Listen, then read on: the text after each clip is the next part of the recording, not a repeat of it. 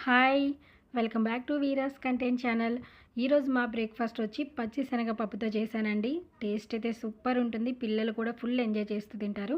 దానికోసం ముందుగా మనము 1 కప్పు పచ్చి శనగపప్పుని శుభ్రంగా కడిగి 4 అవర్స్ నానబెట్టుకోవాలి.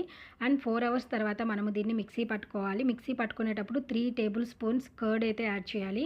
సో, దీన్ని మెత్తగా మిక్సీ పట్టుకున్న తర్వాత దీనిలో లెమన్ పిండుకోవాలి అండ్ పసుపు ఇవి 2 కూడా బాగా కలిపేసి 7-8 అవర్స్ దీన్ని పక్కన పెట్టేసుకోవాలి. అండ్ ఆఫ్టర్ 7-8 అవర్స్ దీన్ని తీసుకోవాలండి. చాలా బాగా పులిసిపోతుంది ఇది. అండ్ టేస్ట్ అయితే సూపర్‌గా ఉంటుంది. తర్వాత దీనిలో మనము సాల్ట్ యాడ్ చేయాలి అండ్ ఆయిల్ అండ్ లాస్ట్ వచ్చేసి మనకు ఈనో ఒక 1 టేబుల్ స్పూన్ ఈనో అయితే యాడ్ చేయాలి.